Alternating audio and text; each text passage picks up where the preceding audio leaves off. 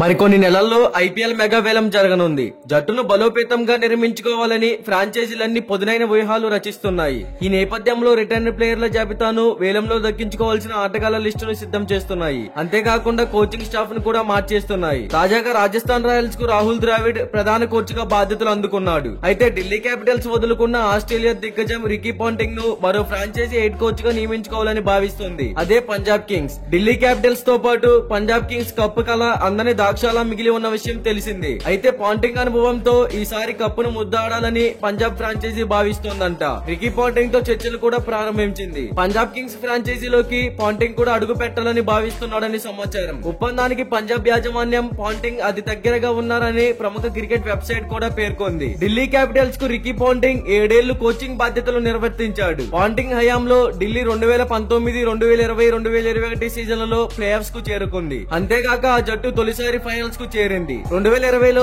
Title పోరుకు వెళ్లిన Delhi runner up గా నిలిచింది. ఇక పంజాబ్ కింగ్స్ ప్రధాన కోచ్ ట్రెవెన్ బేలిస్ ను తప్పించారని గత నెలలో వార్తలు చక్కర్లు కొట్టిన విషయం తెలిసింది. అయితే అతని స్థానంలో భారతీయ కోచ్ ను నియమించుకోవాలని పంజాబ్ ఫ్రాంచైజీ భావించింది. పంజాబ్ కింగ్స్ కొత్త కోచ్ సంజయ్ బంగారాని పుకార్లు కూడా వచ్చాయి. కానీ ఇప్పుడు రికీ పాంటింగ్ ఉన్న అనుభవం వైపు ఫ్రాంచైజీ మొగ్గు చూపుతుంది. ఇక ట్రెవెల్ బేలిస్ కోచింగ్ లో పంజాబ్ కింగ్స్ పేలవ ప్రదర్శన కొనసాగించింది. 2023 సీజన్ లో పంజాబ్ 8వ స్థానం, 2024 సీజన్ లో 9వ స్థానంలో నిలిచింది. కాగా ఐపీఎల్ చరిత్రలో అత్యంత పేలవమైన రికార్డు పంజాబ్ కింగ్స్ పేరిట ఉంది. ఇప్పటి వరకు పంజాబ్ కేవలం 2 సార్లు మాత్రమే ప్లే ఆఫ్స్ కు చేరుకుంది. గత 10 సీజన్లుగా లీగ్ దశలోనే ఇంటి ముఖం పడుతుంది. 2014లో రన్నర్ అప్ గా నిలవడమే పంజాబ్ అత్యుత్తమ ప్రదర్శన. 3 సీజన్లలో పాయింట్ల పట్టికలో అట్టడుగున నిలిచింది.